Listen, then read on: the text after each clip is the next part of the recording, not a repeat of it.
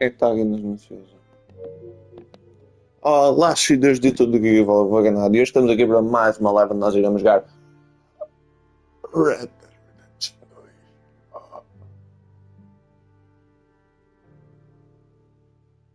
E digo assim, was bad.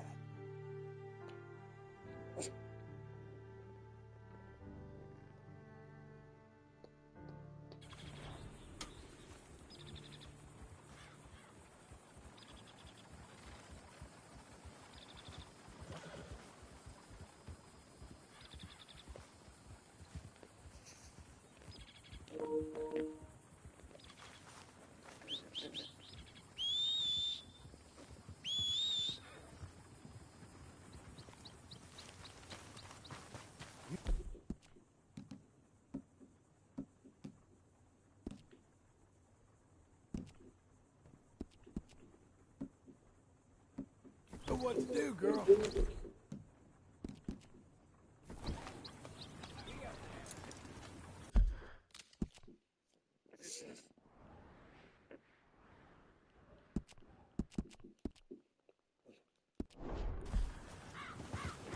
Ok, sabemos o que temos que fazer.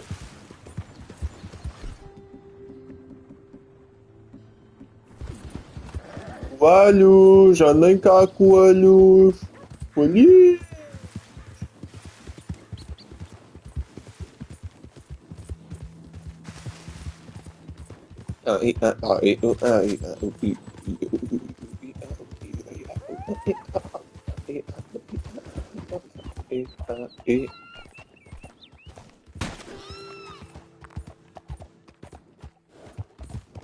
Espera aí, já vou aí apanhá-lo.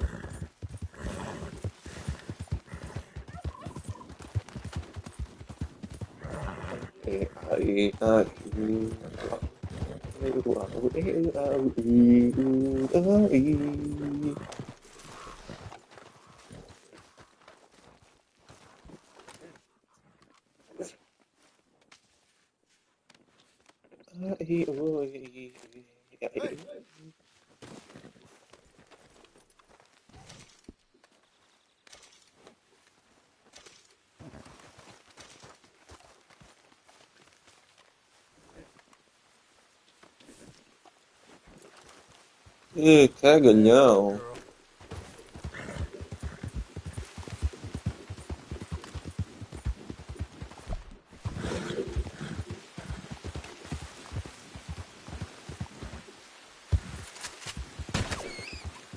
Já foste.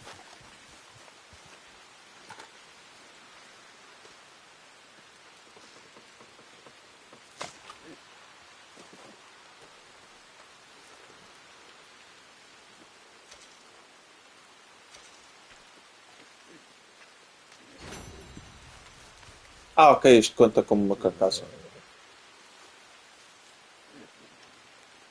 You okay, girl? Eu estava, peraí, então o gajo não quer que eu entregue os animais completos, em vez de entregar bocados deles. Let's go. Let's go. Ok, mas pronto, quando uma pessoa quer fazer este desafio tem que fazer com aqueles trinkets. Um deles é um que eu tenho, né? Que aumenta a probabilidade do animal ter uma pele perfeita. Que é por isso que eu encontro bué consistentemente, né? E o outro trinket que um gajo quer ter é o que a carne do animal não apodrece. No caso, se demorar demasiado tempo, né? O gajo não quer enviar animais podres.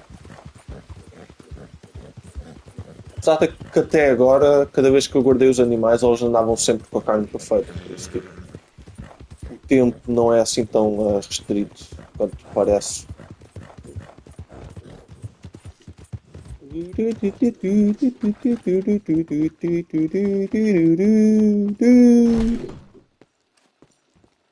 Just a moment, please. What needs to go where?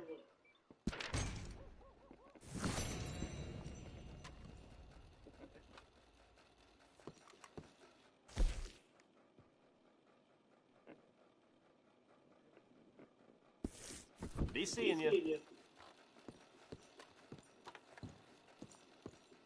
Sir, This?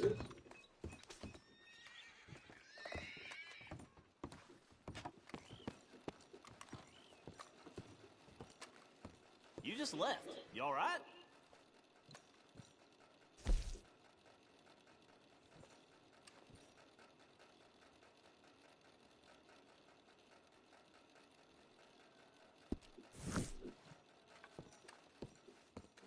You have a good one. Está a vir um comboio.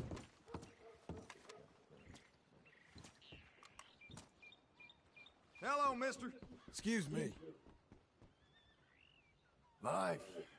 It's no joke, huh? Hey, welcome aboard, matey. You take care now. Goodbye. Mary Beth. Huh? John? What the fuck? John, is it you?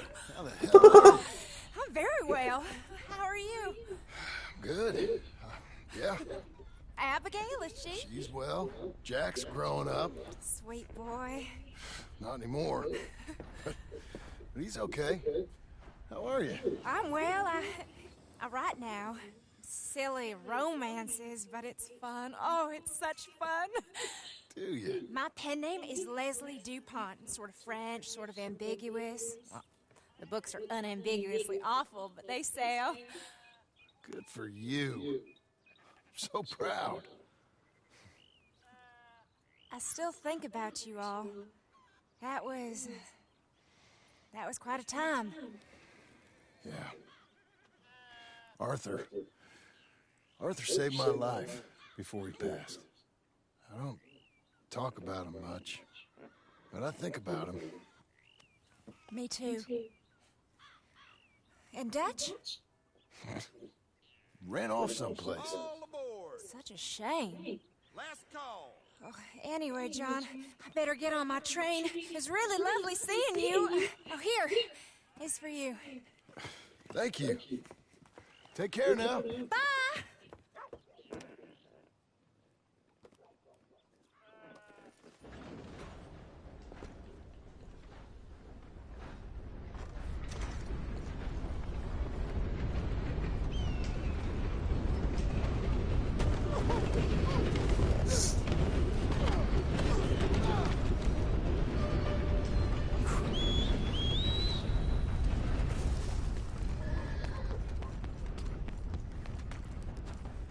O que é que o cavalo está a fazer, bro? What the fuck?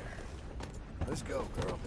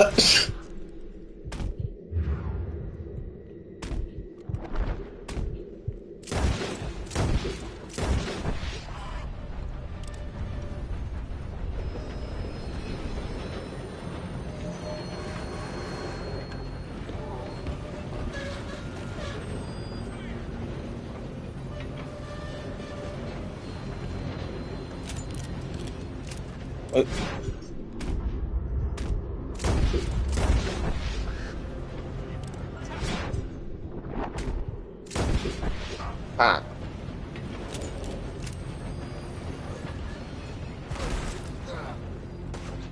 God damn it.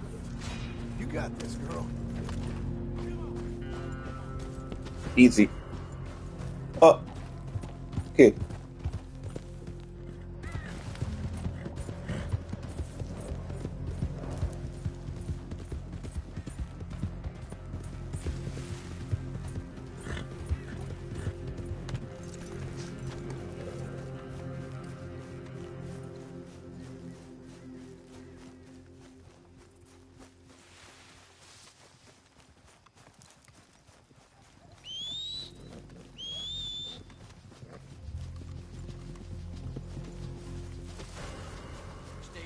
Come on, girl.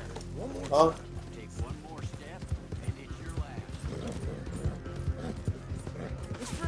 like you.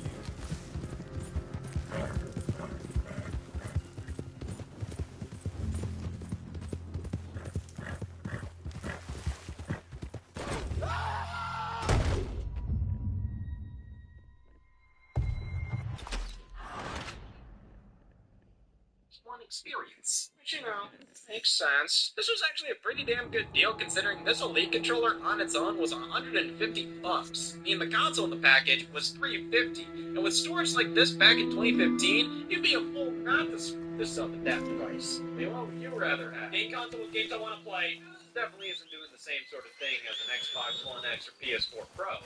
But neither was this, yet would you look at that? I'm talking about it anyways. The Xbox 360 Pro. Yeah, what makes this Pro?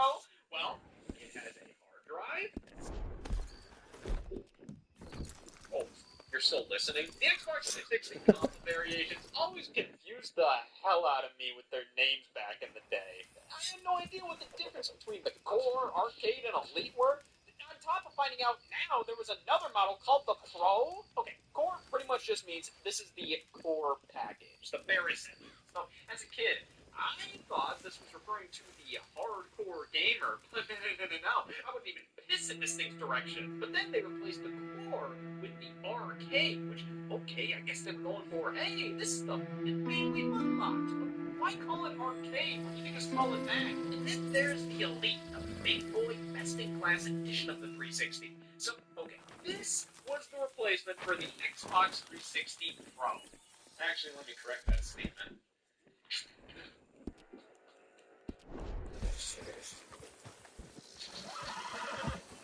Hello, girl.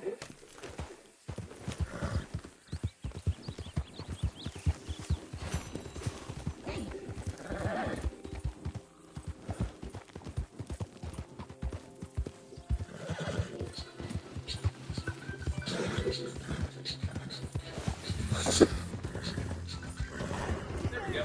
None of these names meant a goddamn thing. What made the Xbox 360 Pro Pro?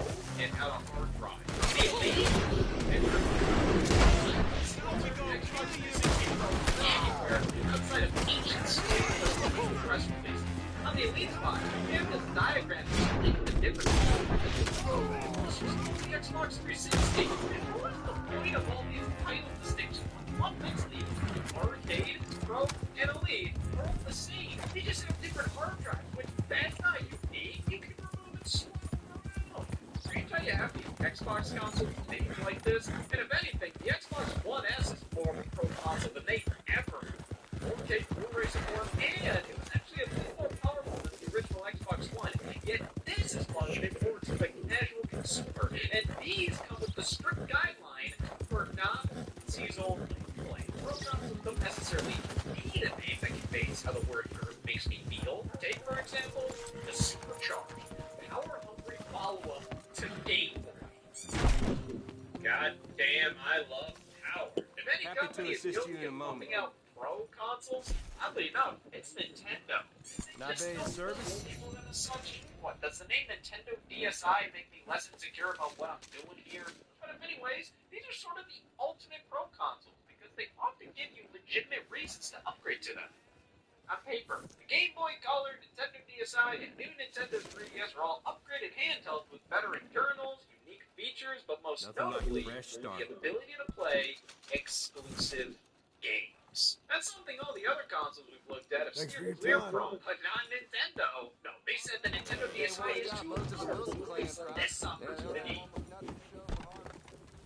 Upgrade or get left behind. The DSi's exclusive games mostly came in the form of downloadable titles. Makes total sense, you know. There's no way you could accidentally buy a digital DSi game for your DS Lite. But for some reason, a couple companies put a few out of retail because this keeps me contained. It's really strange considering something like this hair salon game definitely didn't need to be a DSi exclusive. You rarely ever use the built-in camera, and when you do, it's just this superfluous little bonus thing. Plenty of DS games have DSi exclusive features where this kind of stuff works on the DSi, but is disabled on a regular horn for the pronghorn horn trinket, which is going to stop animals on horseback from spoiling, and animal as opposed to other ones, and look at our turn-in ability to free roam once again, and you'll be able to travel to New Austin to take on the final 3 animals. So as always, we're going to look at our turn-in rewards for killing the pronghorn, so that way you guys can see what you obtain and how you want to prioritize this animal. As so you beat Redemption 2, Warn. So and it's just going to stop. The legendary pronghorn monster. Now, if you're going to travel all the way out here, once again, make sure that you have the Temos que ir até ao Rio del Lobo.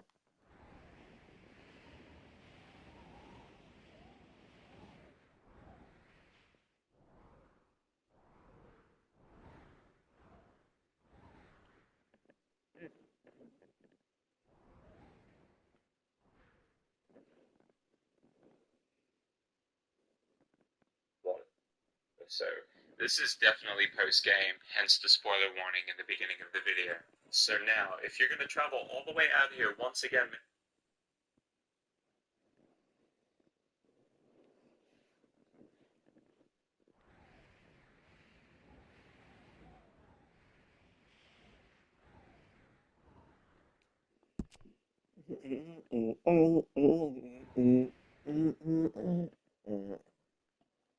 patient now for the pronghorn ram, and as you can see, once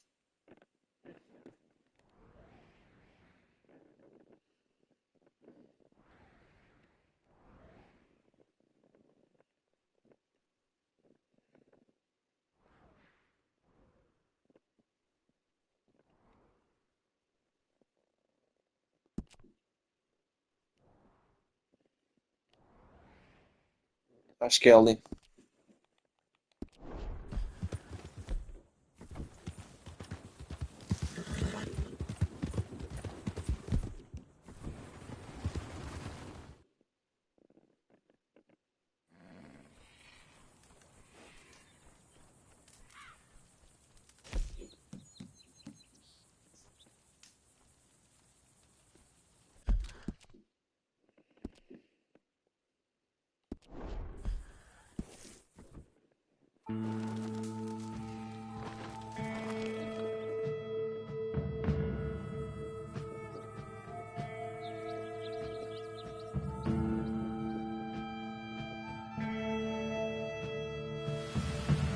Assim João Mecanismo. É mesmo, deixa estar presente. Deixa estar presente. This kind of stuff works on the DSI, but it's disabled on a regular weekend.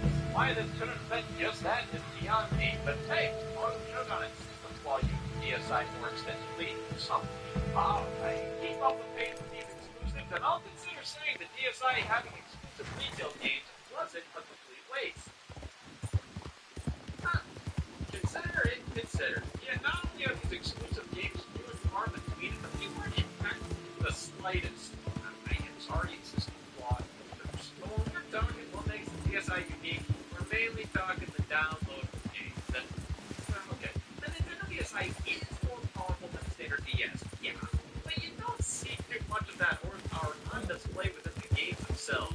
You mostly see it in the game. Hey, DSI doesn't have an Android. You check the game like the original systems did. You know, if somebody ripped this out of you, you'd probably freeze up too. And some games do run a bit better with DSI, like Sonic Blast Collection.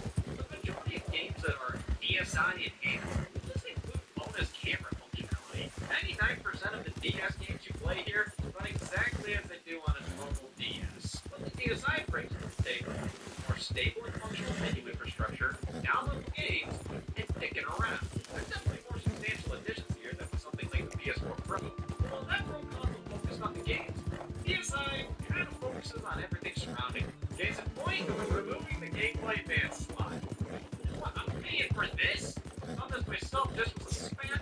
Definitely made it harder to consider this upgrade, as you're effectively cutting the gameplay on DS in half. Obviously, the percentage of people actively playing GTA games on their DS was low enough that they weren't doing this, but they don't make it right. You want me to up your game? Oh, everybody's doing it. So, I would have called the DSI an ideal pro console offering. I think it was necessary to bring the DS platform up this what you expect out of a game system in 2009. And while this not to be promoted for what I consider to be a road console. I don't think it does a great job of being. The new Nintendo 3DS, on the other hand, this is a road console through and through. There's more powerful features. It's so much. Now, instead of having a god-awful web browser, the new 3DS just has a sheet. The enhanced speed of everything. I wouldn't call it fast, I'd just say it's tolerable now. Nice to see that the titles take advantage of the improved hardware with faster load times, higher quality graphics, better frame rate. I mean, this spot to play. The worst version of Hyrule Warriors. You got an extra set of shoulder bars alongside the C-Stick. You know, in the early days of the 3DS, people were begging for a revised model with a second circle pad included. But you know what I said? I said, yeah. Trade crypto at one of the lowest cost on average with Robinhood. Download Robinhood to get started.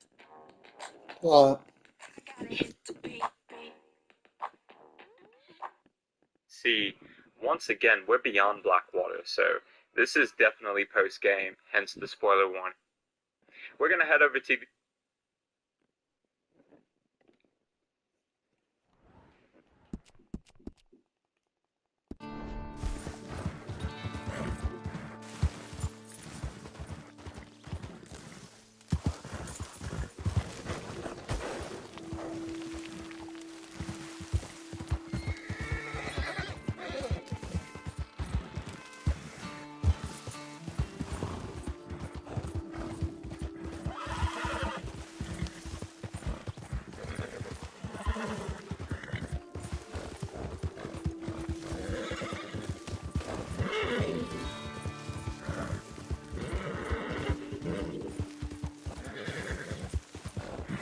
Who's my girl?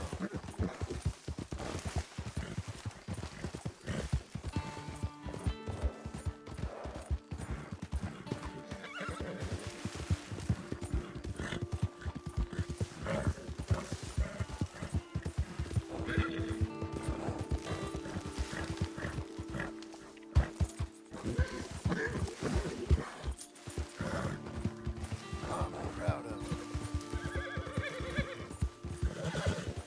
Couldn't do it without you, girl.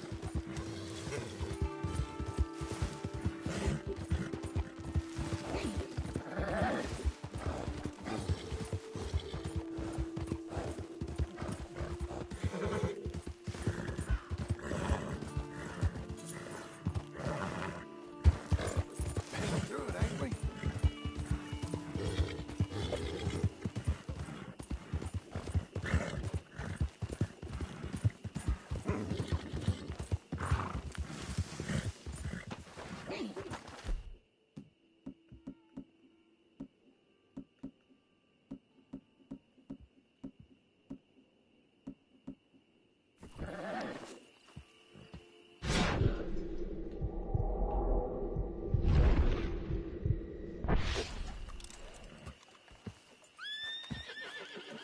Good girl. Let's go.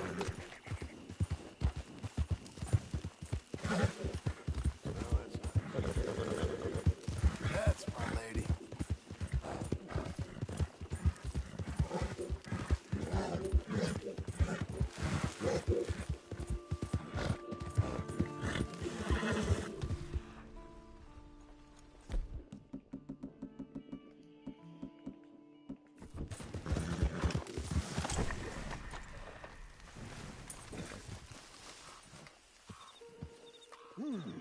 Okay. Where? Not near here.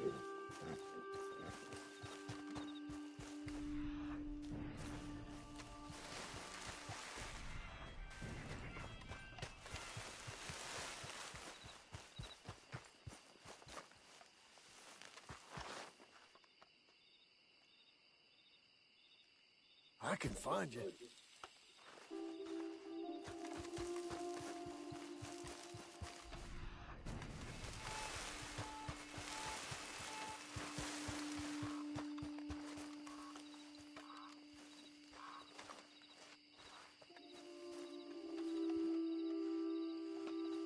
We must be near.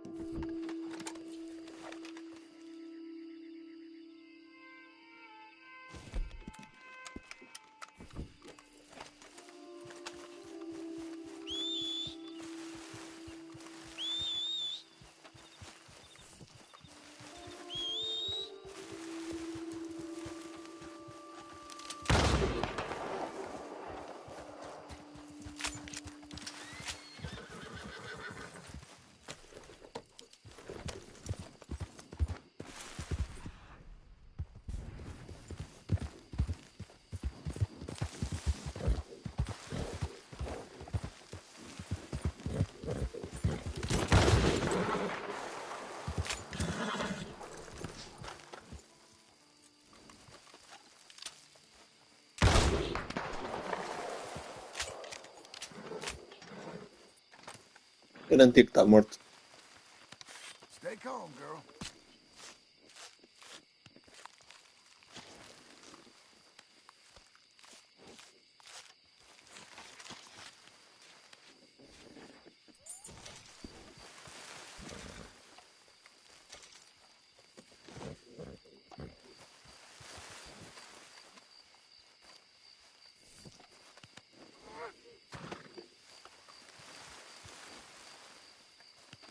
I'll clean you after, girl.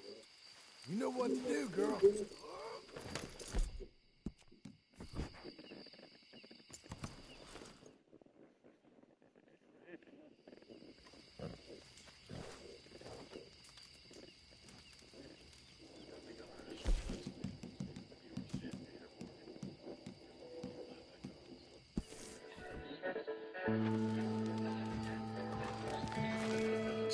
You know what I said? I said, yeah, but I don't want that right now.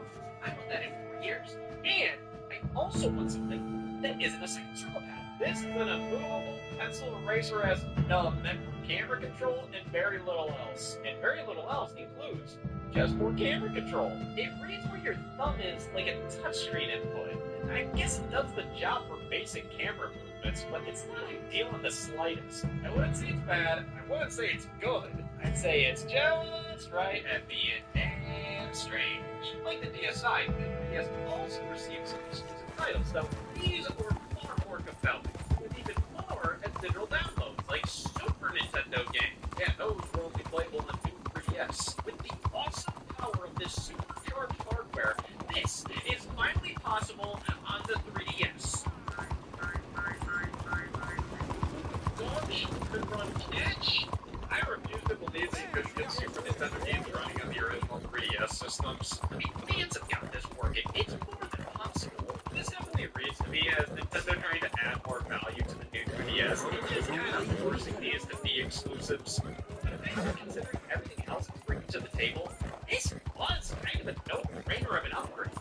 Acho que é sempre dava para esperar fora das lojas. For me personally, by the time this launched, the 3DS wasn't really my primary focus in gaming. I would still play it consistently, but not enough to warrant buying into this premium version. The vast majority of games A loja está fechada, mas o gajo ainda está aqui. I would crack my 3DS out for didn't really need the new 3DS. And certain additions like the super stable eye-tracking 3D screen and NFC reader for built-in amiibo support.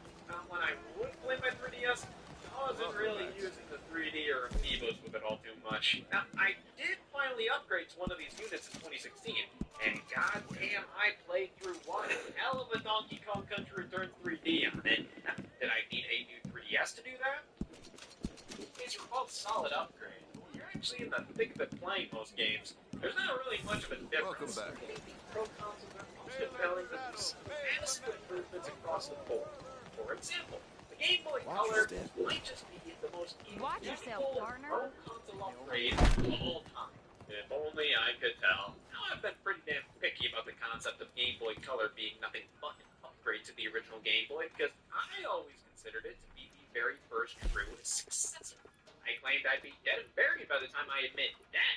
But now Nintendo officially lumps Game Boy Color in whenever they talk about the original Game Boy, so alright, I concede. Considering I have 17 minutes to live, I thought, might as well. I mean, can you blame me for thinking that way? Just look at all of the exclusive Game Boy Color games that released. And most of them also work on the original Game Boy. I've never heard anybody talk about any sort of confusion surrounding this. Like, barely anything on this package tells me this game will work on a regular Game Boy. It's all on the cartridge itself. If it's black, you're good to go. If it's see-through, no trouble.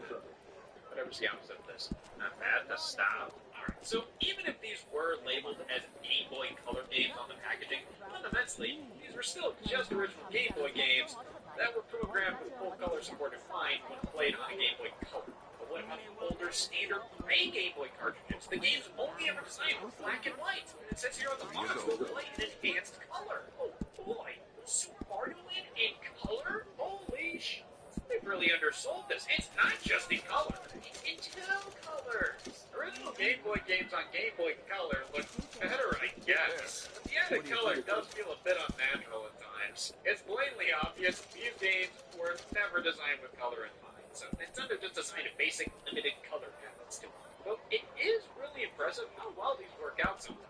Thing is, Nintendo took as much of the original Game Boy Color library of titles as they could and reassigned appropriate color palettes to each of them. So D for the Game Boy Color's code is the sentence, make bubble ghost green. But hell, if the assigned palette isn't doing it for you, you can I'd swap it wager with I can one travel other. faster with this stalling toad than you or anyone can with nothing Game but Boy a horse Color and a saddle. It's not about speed, it's about knowing the land. That's better than nothing. Something like Donkey Kong Land is damn near playable now. Even if the added color doesn't really look good, it still improves the experience. Showcases how Game Boy Color was a necessary upgrade, not a luxury. Unlike the Nintendo Switch OLED model, which is for the anti-peasant. Let's talk about an unnecessary upgrade. I mean, it's a good product, but all the additions here feel like they're building up to something greater. A bigger OLED screen? Yeah. A dock with built-in Ethernet? Okay. Double the internal storage? Go on. That's it. It didn't feel like an incomplete product. Something that would have made more sense if it was, I don't know, an actual Pro console, a Nintendo Switch Pro, if you will. Pretty obvious because a couple years into the Switch's life, they desperately needed some extra juice. I mean, even Nintendo themselves pointed out its looking content, but there's no way they were thinking, if any console deserved a Pro model, it was this one. And we got it all right. By this logic, I'm a Pro version of my dad. Playing Nintendo Switch 1 games on Switch 2 can yield incredible results. Like, that's incredible in its own special way. Switch 1 games can run so much better on Switch 2. Of course, it depends what game you try. Some games, there's no difference at all. Some games don't work at all. But thanks to the better spec.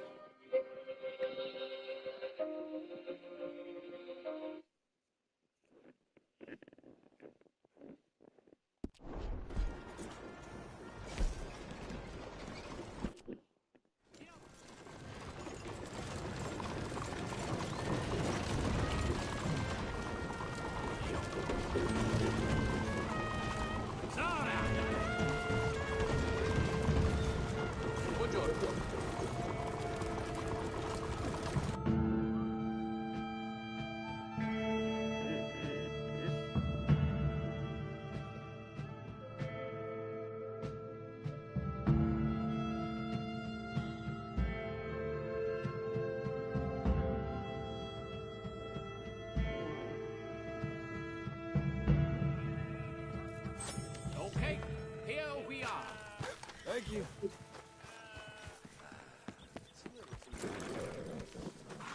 You okay, girl? Let's go.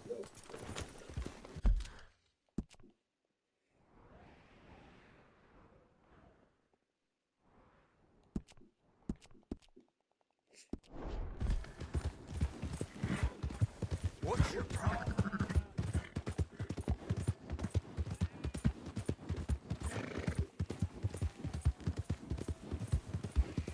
Hey! Move it!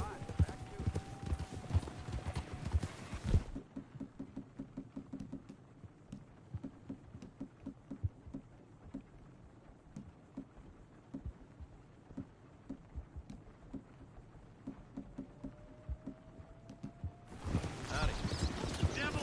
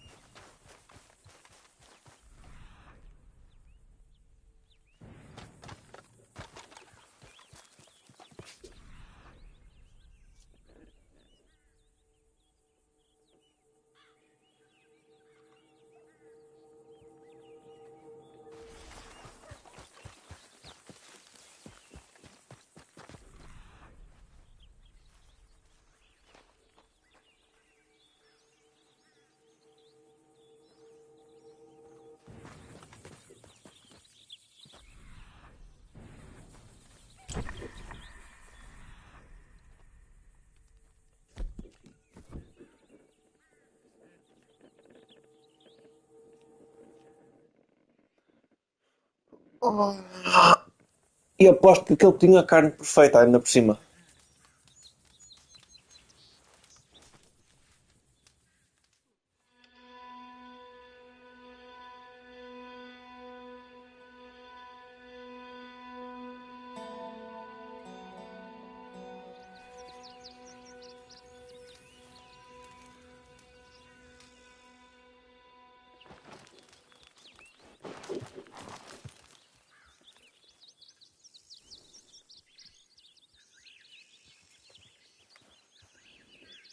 Come. Here.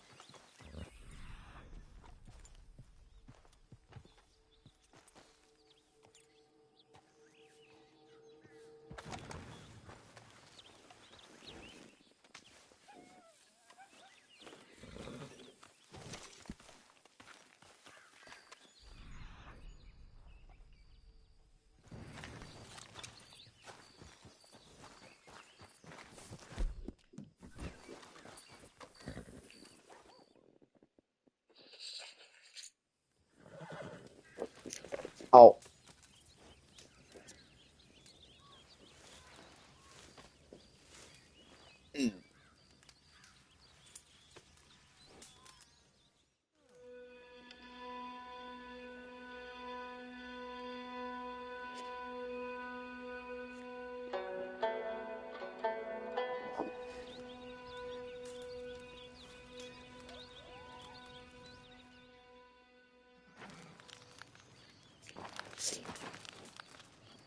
Horse.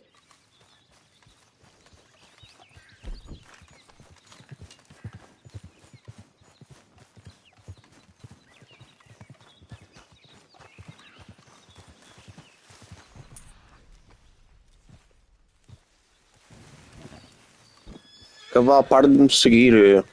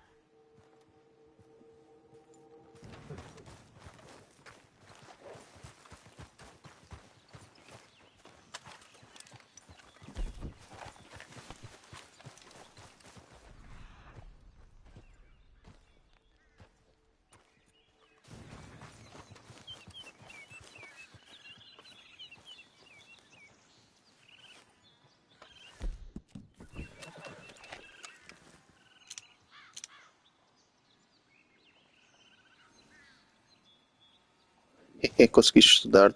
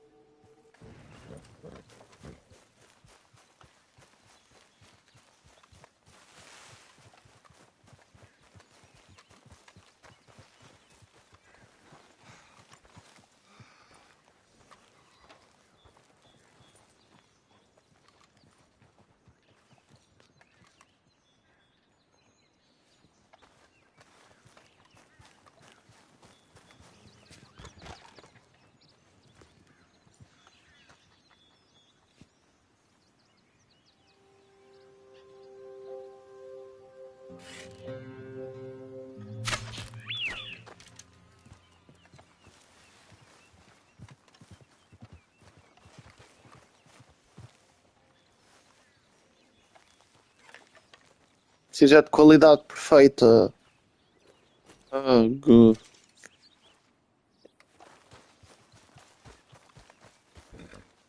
Go on, girl.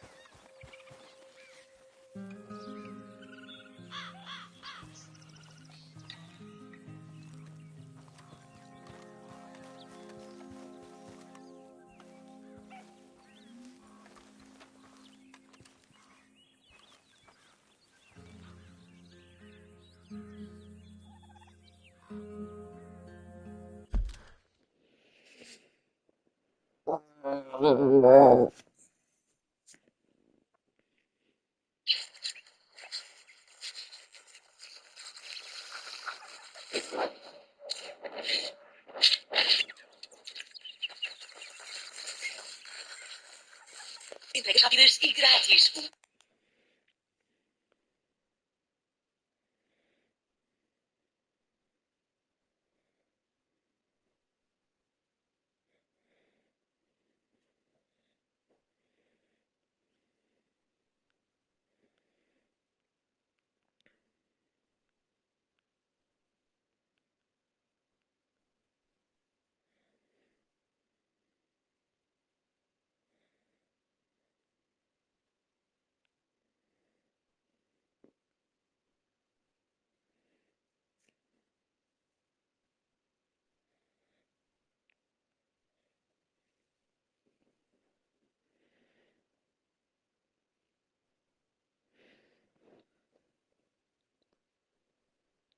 Jore. Experimento. Só com o Prime por apenas 4,99 por mês.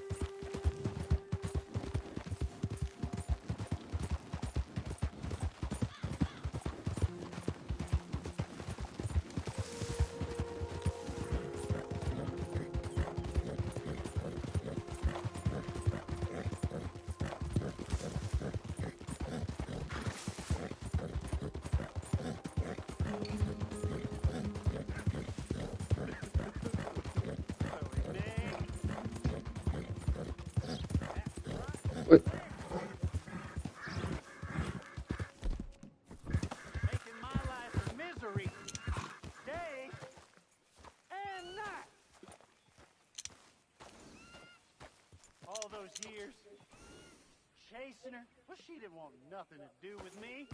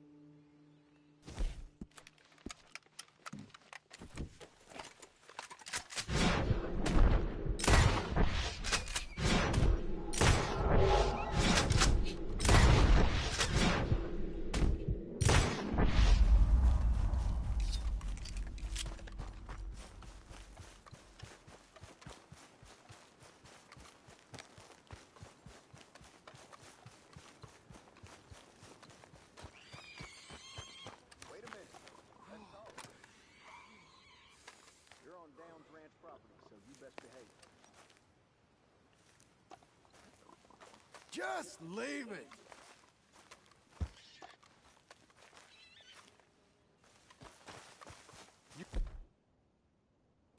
Get the hell off our land. I'm warning you.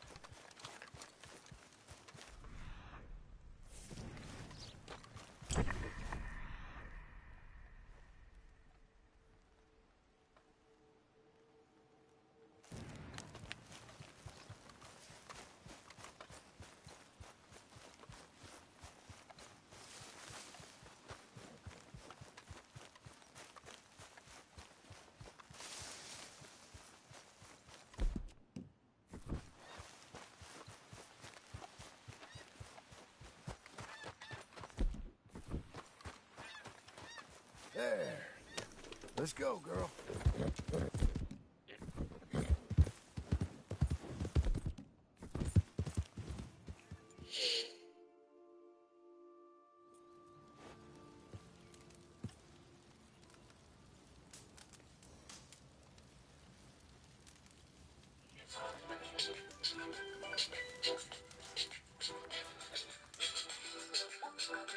Oh, but thanks to the better specs, some games that frame rate support are actually stable now. Plus, some got updates bumping the resolution to 4K. This is a great successor. Wait, it's the... Oh my god! Wait. Oh, Jesus! This is what these pro consoles have done. They've warped my perception on what a console successor should look like. They make the current generation feel better, making the next generation feel lesser. But hey, in the case of the PlayStation 5 Pro, it makes me feel lesser. Oh, so it's stupid. The PlayStation 5 Pro released in November of 2024 had 699 bones. Oh, could this get any worse? It is now 7. Hello, girl. Oh, could this get any worse? When rumors of a PS5 Pro started circulating, it just didn't. Like, PlayStation 5 didn't really ever feel like it was necessarily being pushed to its limits. Like, this console already wasn't enough. Sure, there's been a few examples of big games running poorly, like Final Fantasy VII Rebirth and Black Myth Wukong. The issues with these games truly because the PS5 just isn't powerful enough, or is it more so because of some hiccups on the development side of things? I would assume it wouldn't have been impossible to get these games running better, but logistically, it probably would have taken too much time and money to get that to happen. I'm sure these issues could have been ironed out, says the non-game developer. Yourself, I know game development. I played Assassin's Creed 2 for 40 minutes. Even when you can point to some games running suboptimally, PS5 Pro didn't feel warm. The PlayStation 5 library was filled to the brim with games also releasing on PS4, and thanks to the PS4 Pro, the line dividing these console generations was blurrier than ever before. The PS5 generation just felt like it never truly fully started.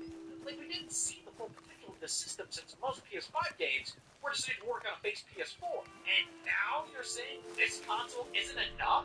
At least the PS4 Pro had the excuse of bumping things up to 4K. The PS5 Pro? Well, 8K of course. And yes, the PS8 Pro will support 20K. Who the hell had an 8K TV in 2024? Actually, I have a better question. The original PS5 shipped with an 8K logo on the box back in 2020. Oh, hey, my Atari comes with wireless controllers. So I guess Sony wanted to future-proof the PS5 by giving it the capability of outputting an 8K, but nothing really ever used it, and it's not even something you can enable in the console's options. But because of that, the one game that actually supported 8K on PS5 couldn't be viewed in 8K. The PS5 will only let you do 4K output. And when this is the PS5's one 8K game we're talking about, it's a nice-looking game and all, but it's obvious that it could achieve 8K due to its simpler style. It's still definitely a cool feat, but I wouldn't say this is a great showcase for 8K gaming. So the PS5 can do 8K, but it couldn't do 8K. Now with no real video content available in 8K, alongside nobody buying 8K TVs, Sony quietly removed that logo from PS5 packaging, so even though the PS5 Pro actually does some 8K stuff, it's obvious 8K isn't a selling point, so what the hell is that? Well, Sony announced they were holding a PlayStation technical presentation, which does not sound like this is where they're revealing a new console. It sounds like this is where they're revealing the weather. But I guess they did that to temper expectations, because the PS5 Pro is not meant for average everyday consumers. Now, I don't even think it's meant for somebody who enjoys the finer things in life. It's like, I would argue 99% of the people buying iPhone Pros just want the nicest iPhone. They're not going to use any of the things that make it pro. I should know. But even for those kind of people, I think the PS5 Pro is pushing it a bit.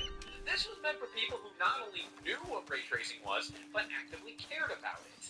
So it went from 2 people to 1. This presentation got right to it. The PS5 has a problem, and it's the fact that gamers have to choose between 4K visuals and high frame rates. Fidelity versus performance. Which side are you on? Buddy, you're too old to say you're not into politics. Most players would opt for performance mode, as it just flat out feels better to play a game at 60 frames per second. And while fidelity mode is fidelitor, I mean, putting them side by side, is there really a noticeable difference? Yeah, if we zoom in, you can probably point something out, but we're splitting hairs here. Oh, but the ray tracing is better in graphics mode. That's what's taking up so much computing power? The game has to run at 30 frames per second?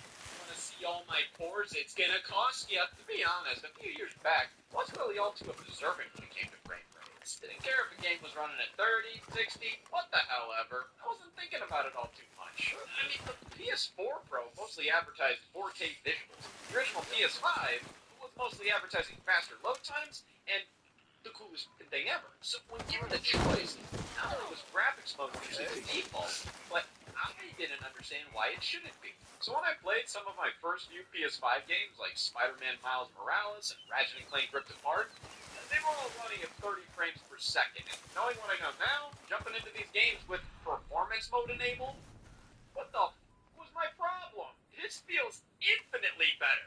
But at what cost? The puddles aren't as shiny and reflective? Buddy, normal puddles aren't meant to look this good. You ever look outside? The real world looks like shit. Well, regardless, PS5 Pro aimed to combine performance and fidelity modes, giving you the highest quality visuals at the highest possible frame rates. Behold how games will look on PS5 Pro.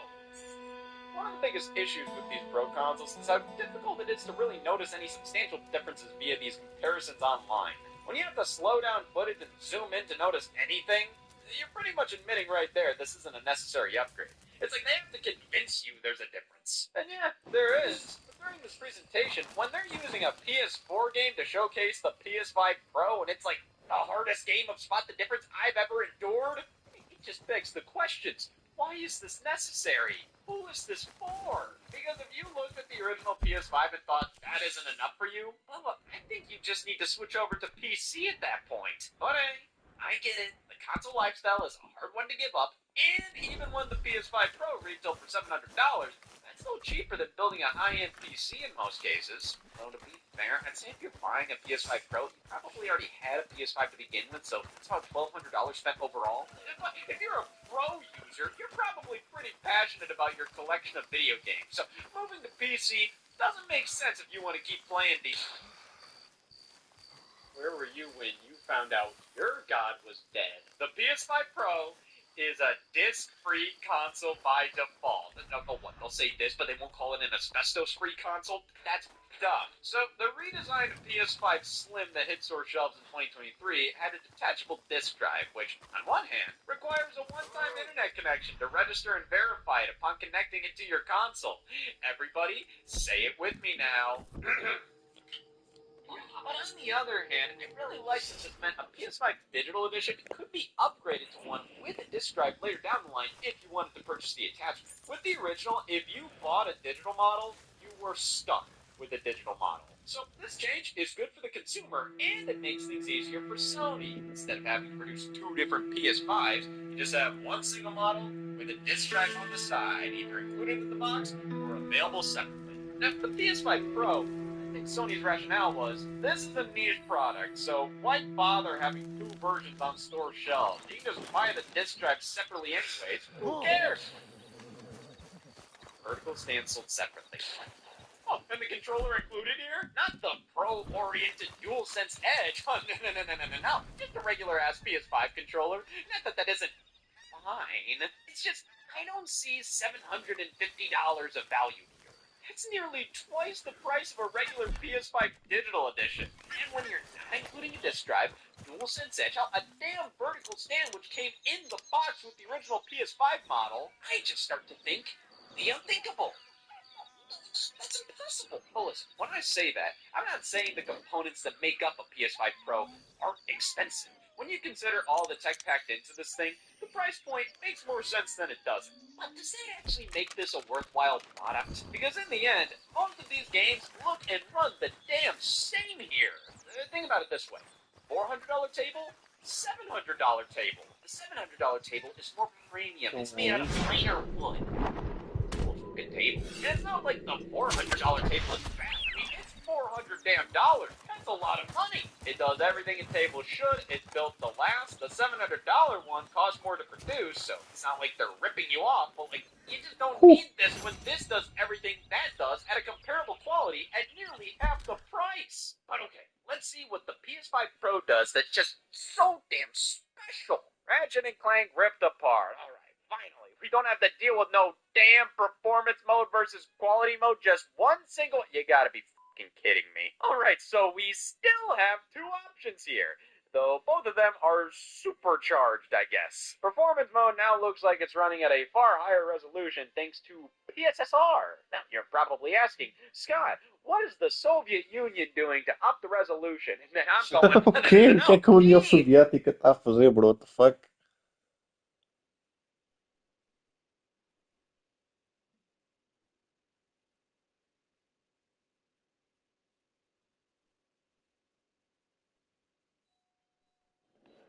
Olha, vou provavelmente almoçar agora.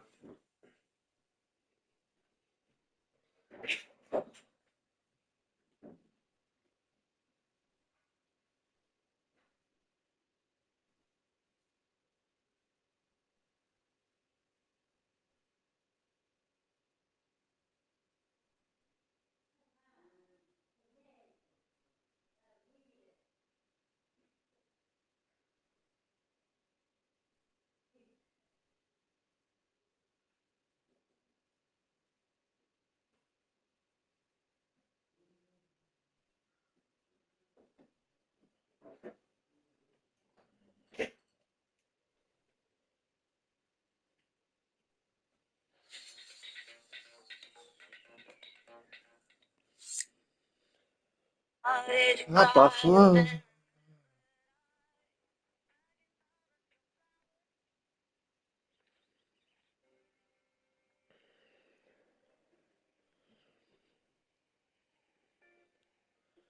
Vamos para Bulger.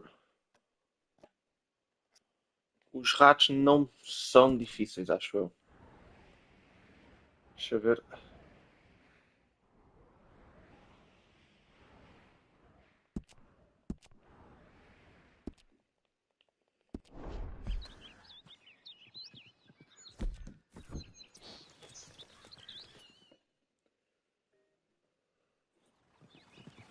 Yeah. Come on. It's time.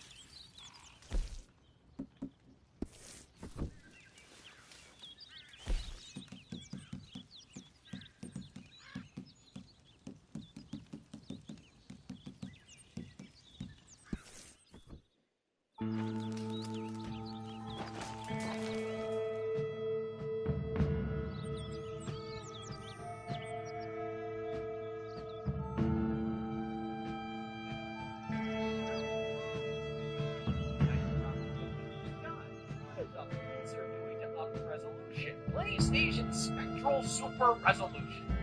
Basically, it's a powerful form of AI upscaling, so even when the game is running at 60 frames per second, you get a higher quality image. But if you want an even higher quality image, a naturally higher quality image, you have Fidelity Mode Pro. I find with some games on PS5 Pro, there's too many options where I get a bit confused. Like, okay, Spider-Man 2 also has Performance Pro and Fidelity Pro. Then these other graphical options pop up when selecting Fidelity Pro. I'm just wondering, like, if I'm picking Fidelity over Performance, why wouldn't I want all these things on, or at the highest level possible?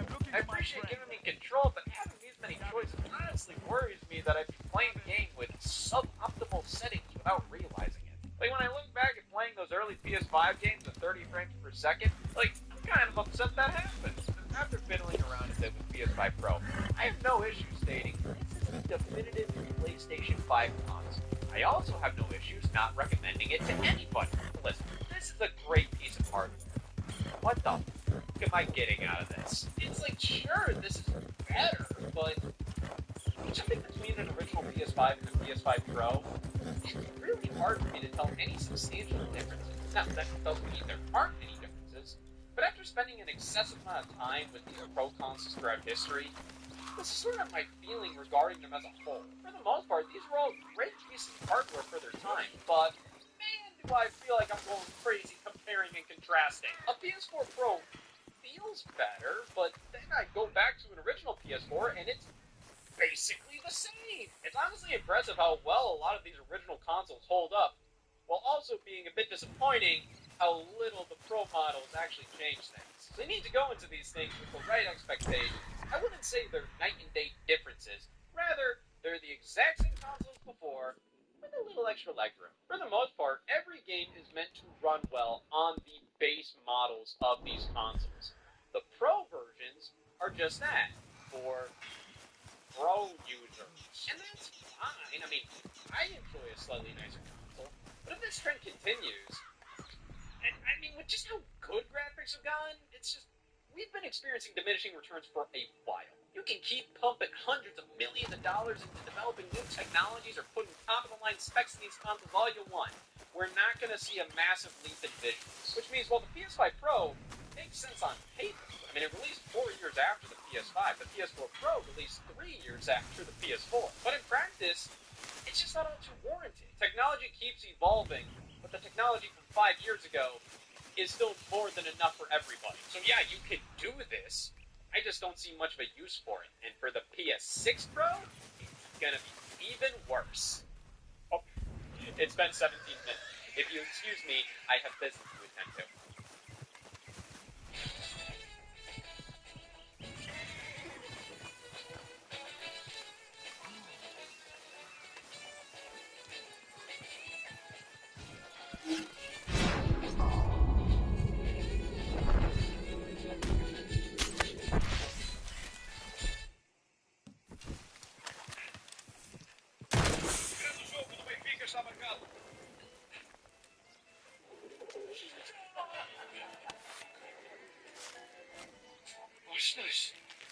Yeah.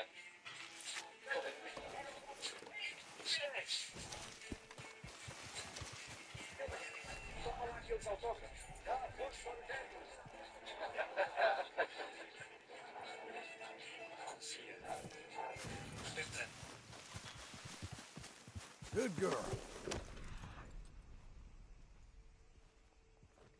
Go.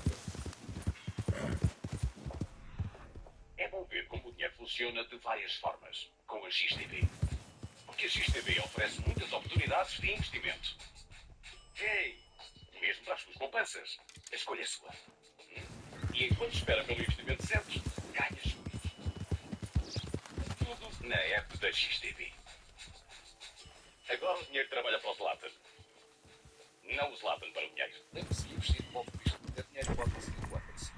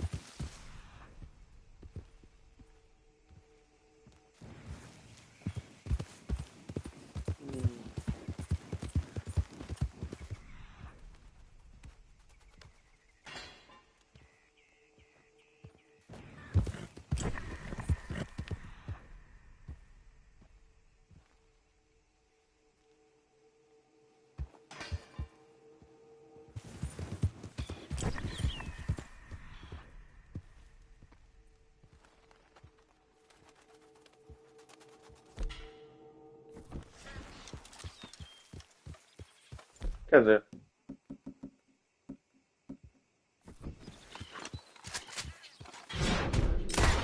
pode ser preciso, pode ser preciso.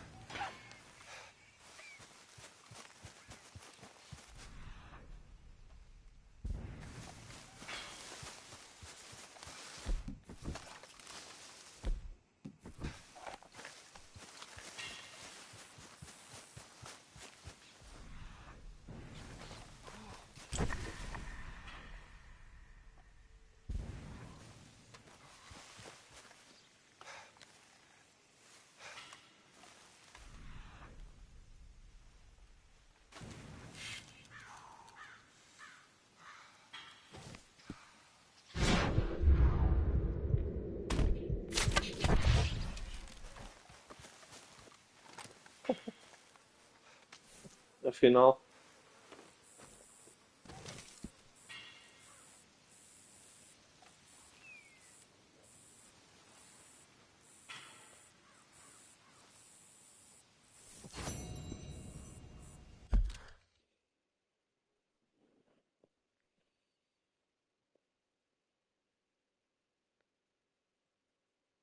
Sign up for Robinhood and get 50 euros in crypto.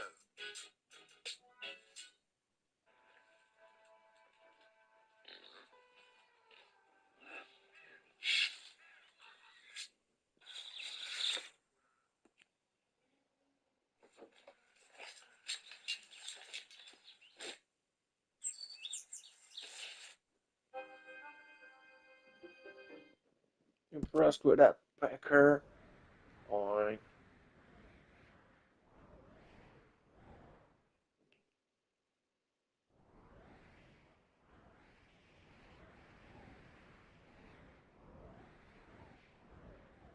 Bet you are, Asa.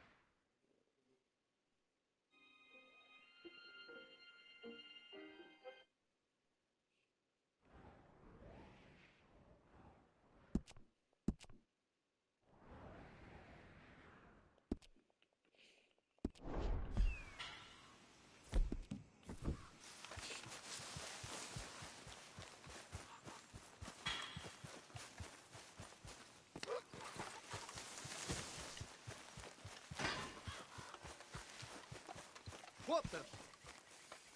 Why don't you mind your business and keep walking, huh? Don't have to tell me twice. That's right. Run along now.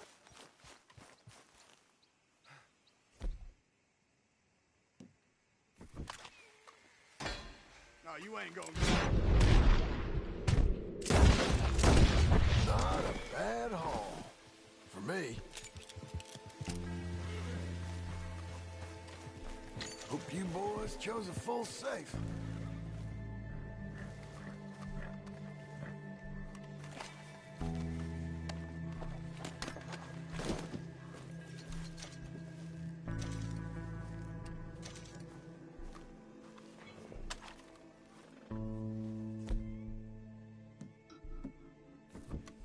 Essa é uma forma que dá para abrir.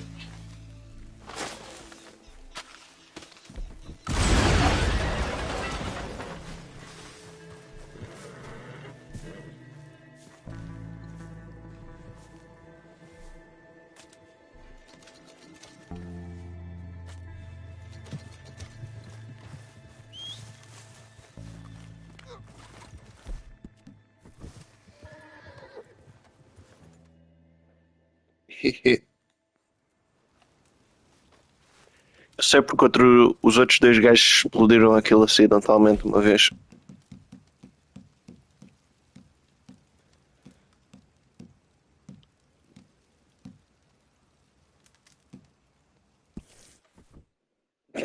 B, C, D, F, G, H, J, K, L, M, N, P, Q, R, S, T, U, V. Ok, faz sentido.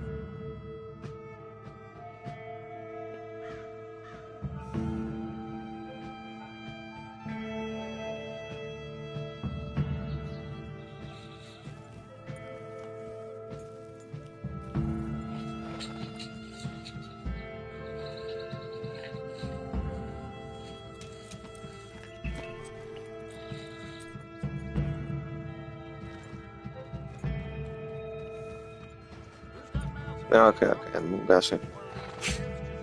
Ambos tempo é que está mal.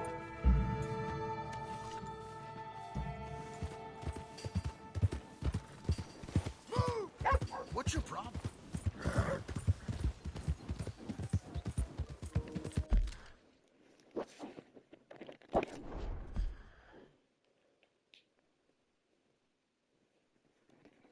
O comando do áudio está a carregar. Para isso fazemos assim.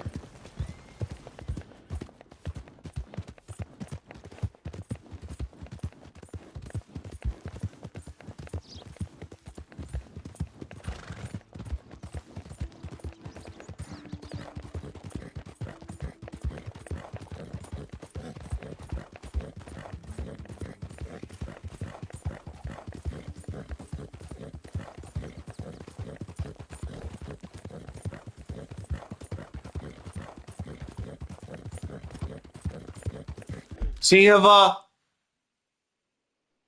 Ah.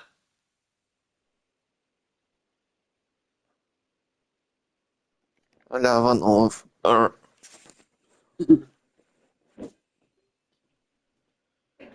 Sim, avó. A Natasha está a dormir. A Natasha está a dormir. Natasha. O que é que estás a fazer? Hã? A tomar banho? A avó espera que a Natasha está a tomar banho. Natasha, quando tomares banho, diz-me para a gente ir almoçar. Buga, buga. I'm close. I'm almost there. I'm almost there.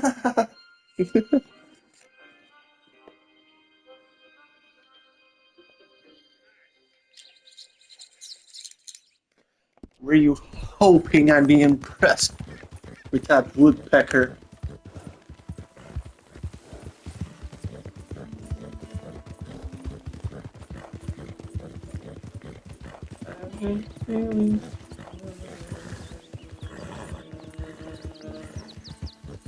E-O-I-E-I-O. E-O-I-I-E-I-O-E-I-O-I.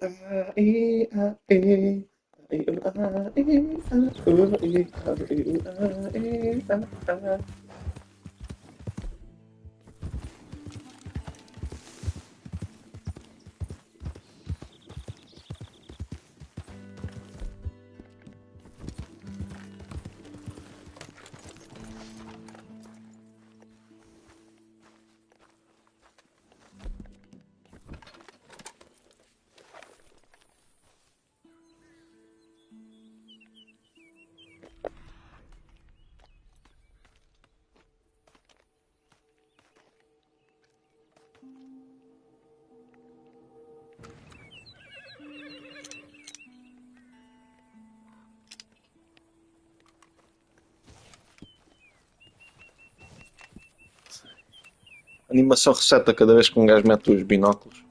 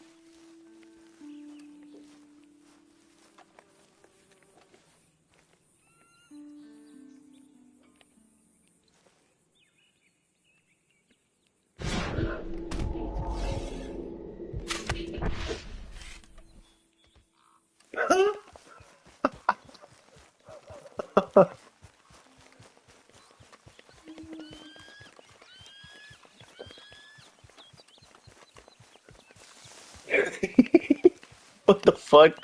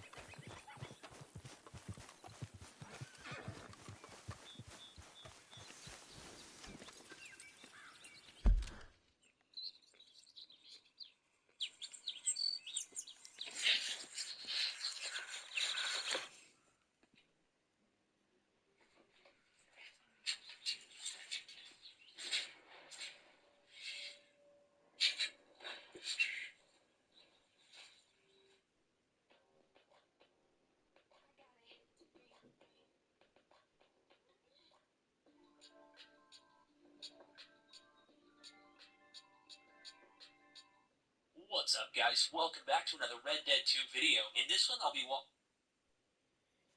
On Limpany?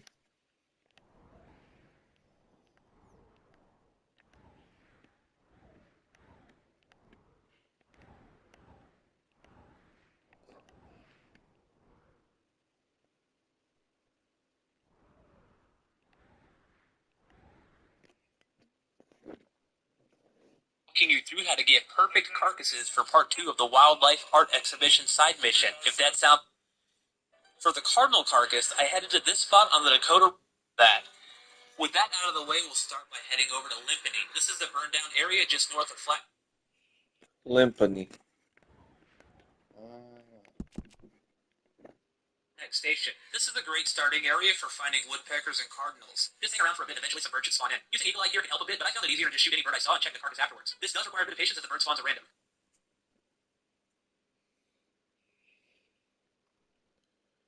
Is you and your friend, you'll find your flame. Ow.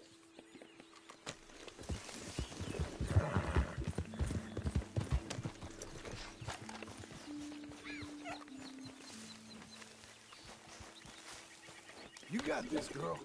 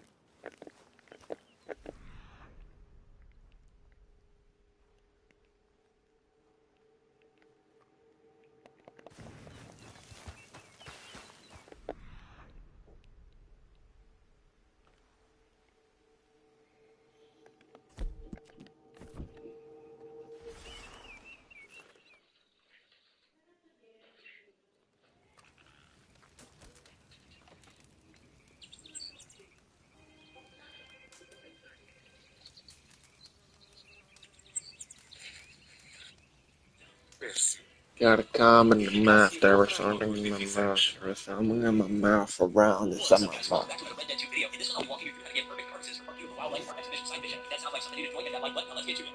It's me, Henry. With that out of the way, we start with heading over to Liberty. This is the burn down area just before the Flatback Station. This is a great starting area for finding woodpeckers and martins. Just hang around for a minute, eventually some birds just spawn in. Using eagle eye gear can help a bit, but I found it easier to shoot any bird I saw and check the carcass afterwards. This does require a bit of patience as the bird spawns at random. I ended up getting four woodpecker carcasses right here to burn downtown.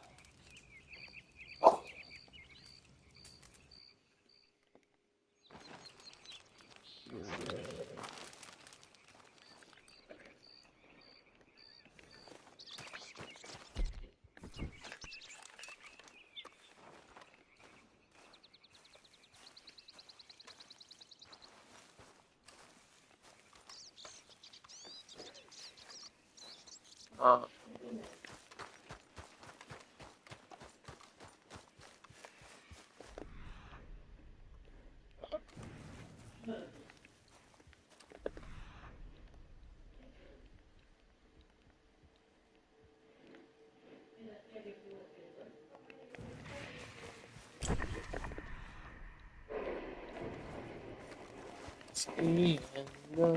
the shoe.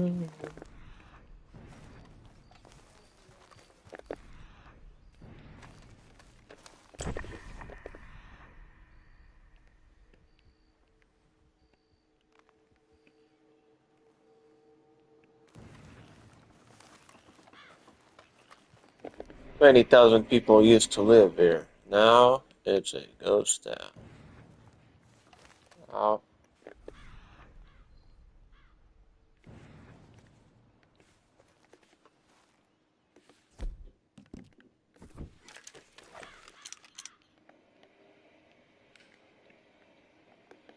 Mas o que é Shadow Walking?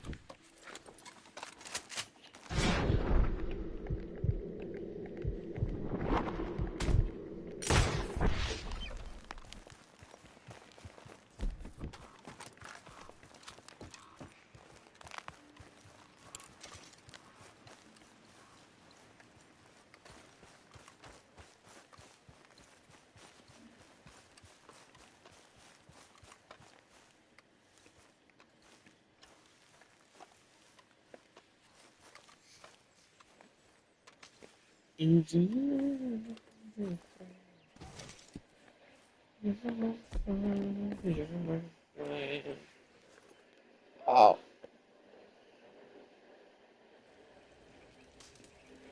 I don't want to. That's all I thought.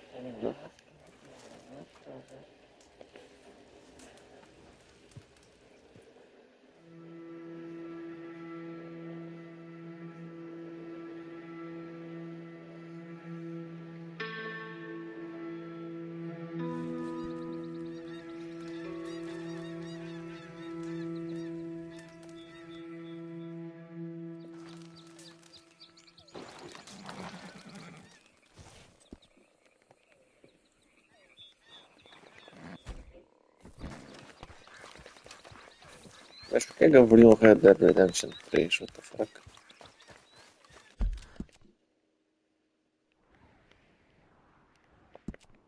Porquê que da outra vez os spawnem mesmo ali ao lado, agora spawnem aqui na outra ponta do mapa? What the fuck?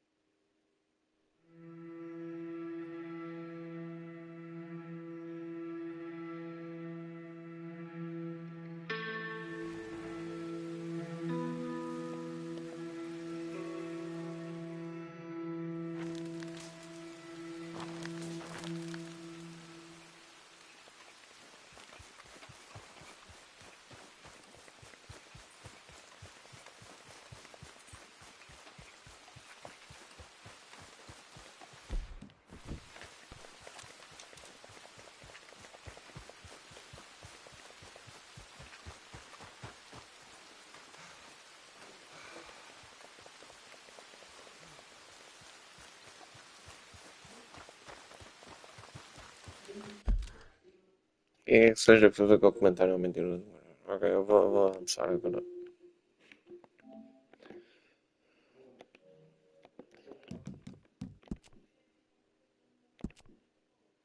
Thank you.